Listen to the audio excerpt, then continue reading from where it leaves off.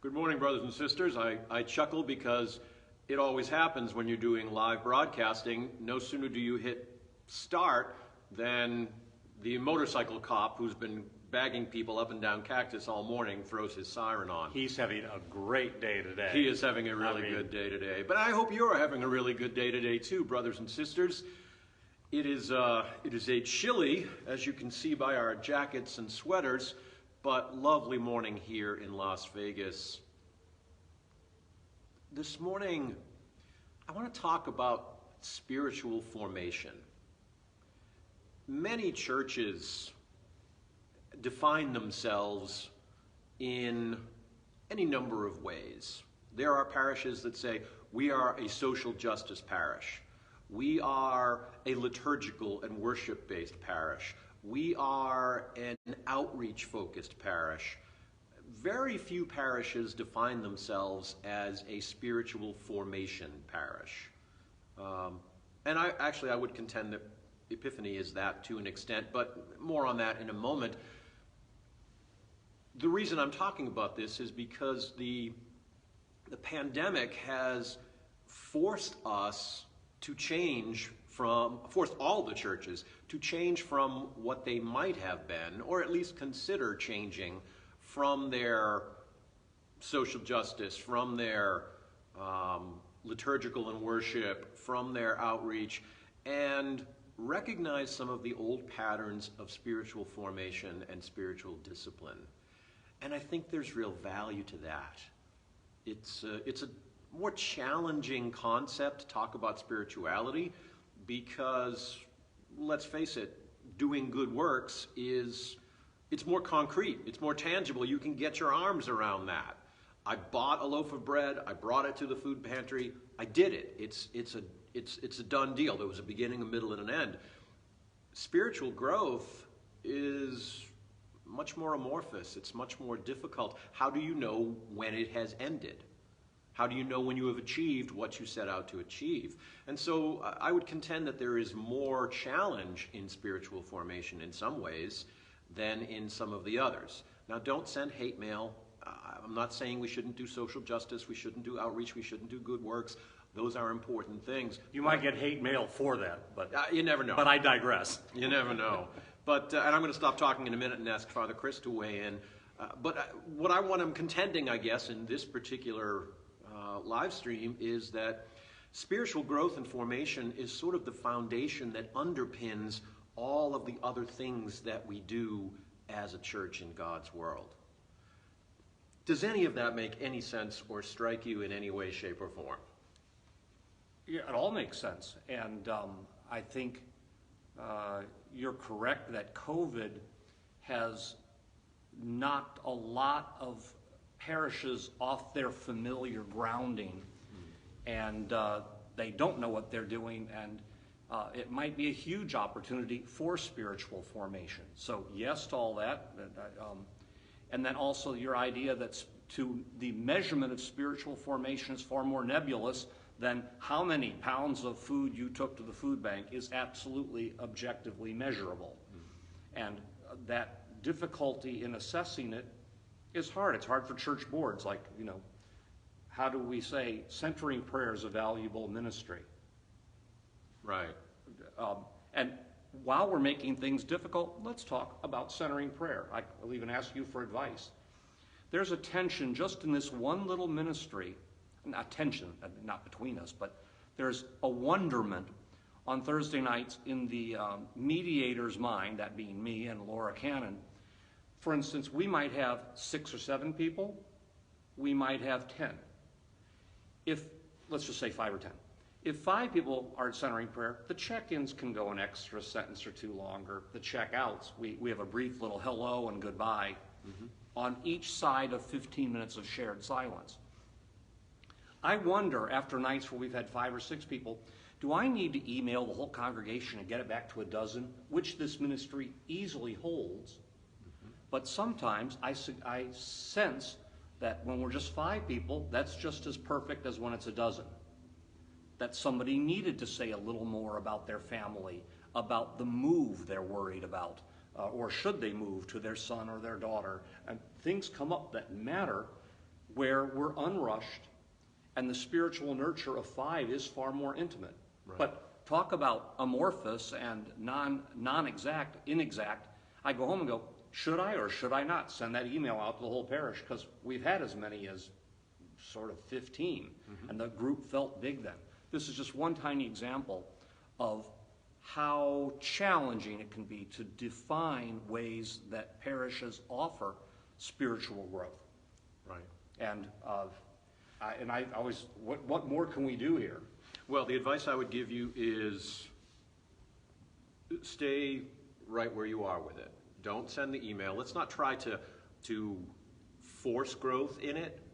When you have 10 or 15 people, that's because the folks who don't every week attend, pardon the pun, religiously, sorry, that's because they're doing something else, or they're not called by the Spirit to be there that night, or they don't have a particular need that centering prayer addresses for them, but they know it's there. And so the whole idea of it is for it to be a drop in and drop out whenever you feel that need. Right. It's perfect just like it is. But it does put me in mind of, that is one of the churchy things that we deal with. You know, we've got the spiritual world, we've also got the churchy world. And in churchy world, one of the things we do is we count. We count everything. We count the number of people who come in, we count the pledge dollars, we count the number of services we have, we count baptisms, we count weddings, we count funerals, and it all goes in the record book. And one of the ways churches measure themselves and compare themselves to one another is ASA, which stands for Average Sunday Attendance. For years, the Episcopal Church has been mired in this sort of nebulous counting, and it's all about, is our ASA going up? Is it going down? And, even more importantly, how does our ASA compare to someone else's ASA?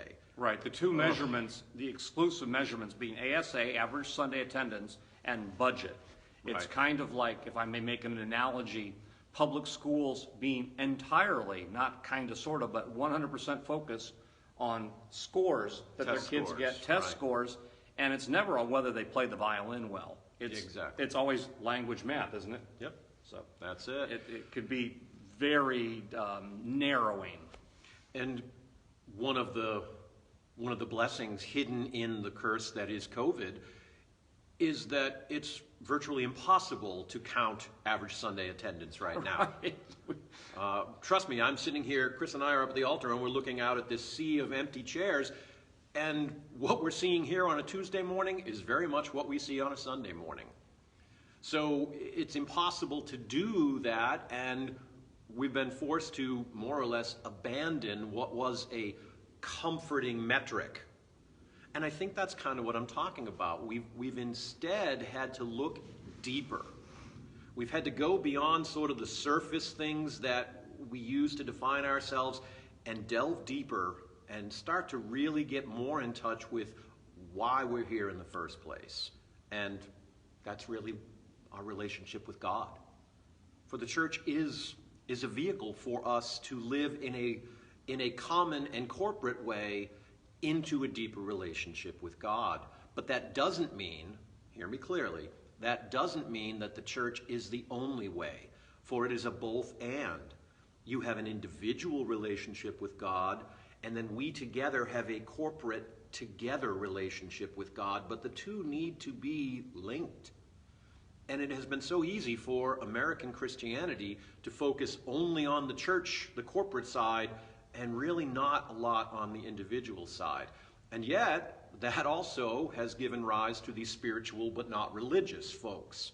Those folks are completely focused on the individual side and not the corporate side. Brothers and sisters, we are the Via Media Church, which means the middle road. We recognize the need for both. But this pandemic has given us the ability to focus, yes, on our corporate worship, and I think we do a pretty good job of that, even though it's online like this, but also on our individual relationships. It's things like private prayer. It's things like just lighting a candle and being in God's presence. It's home Bible study all by yourself. It's It's walking the labyrinth. It's meditating. It's deepening your individual spirituality. And then when we bring our individual spirituality to the common table, that strengthens both. I'm wandering all over the place here. Help me land this plane and the reality of spiritual formation right now is wandering like that. Mm-hmm. And I think, talk about staying the course, just like topics of live stream, we've gone from angels to prayer to here's what the Eucharist is all about, and some of the traditions, the history of it.